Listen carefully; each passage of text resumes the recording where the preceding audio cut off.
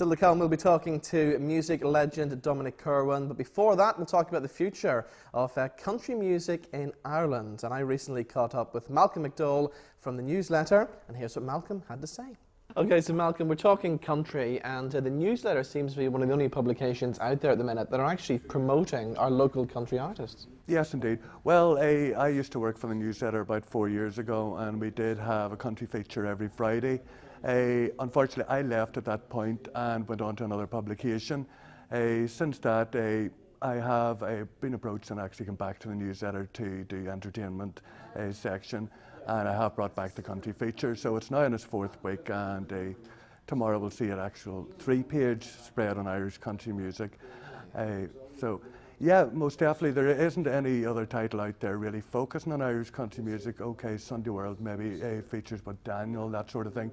But I'm trying to feature more on the up-and-coming country artists rather than the people that are, you know, well established, like That's what I was going to say. that sort of thing. Are there up-and-coming country artists? Because we still see the likes of Philomena Begley and Susan McCann and people like that touring up and down the country every weekend. Yes. Is there young singers out there coming up? Yes, of course. It's like any business, any trade industry. There's always new people coming along, new talent, and I would judge at a lot of talent shows like yourself, Robin, and you would get the opportunity of seeing the new talent coming along.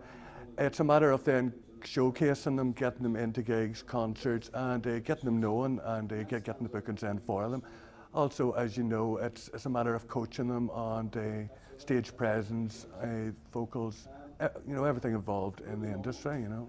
Is it important for them as well to keep up with the new songs coming out of America, or should they go back to the likes of the old favourites from the 60s and 70s? Well, it seems to always have been a trend that the older country songs will always be brought back, and all artists will always record, you know, other songs that artists have recorded.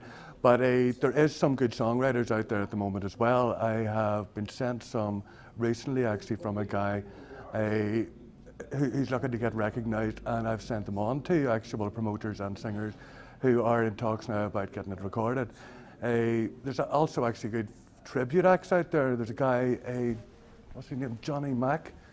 He does Johnny Cash. Okay, yeah. I'm not sure if you've heard of him, No. but he sent in his CD to me a couple of days ago, and I put it on at home, not expecting very much. I honestly thought it was Johnny Cash until I listened very, very carefully, but excellent. He's won an award down south for that as well at the moment, but he's not recognised up here in the north at the moment. So I am focusing on getting him some dates at the moment as well. So, and should be featuring him next Friday in Keep It Country. All right.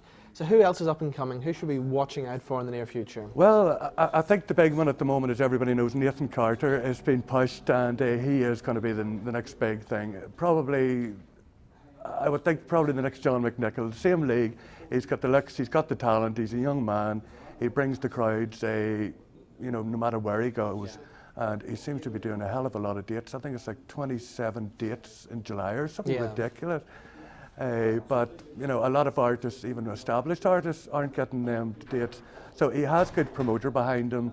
He has a good band, good songs, and he's got a new single out there as well. So, you know, he's got good management, and that obviously helps. Excellent. Now, for you growing up, obviously country was your background. Who were you listening to way back then? Who were your big heroes? What do you mean way back then? Not that long ago. Back then, I would have listened to records from that my mother would have had, mother and father, and she actually she used to go to this cafe all the time and always had a jukebox.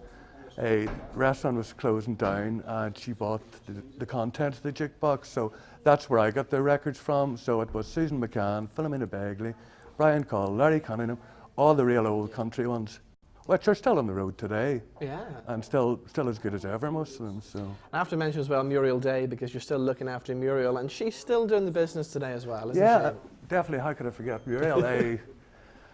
Muriel is like more of a friend to me than anything else at the moment. But she did release a new single, doing pretty well. We have up-and-coming dates coming. George Jones is coming over from Nashville in November, and she'll be supporting him, which will be a big push.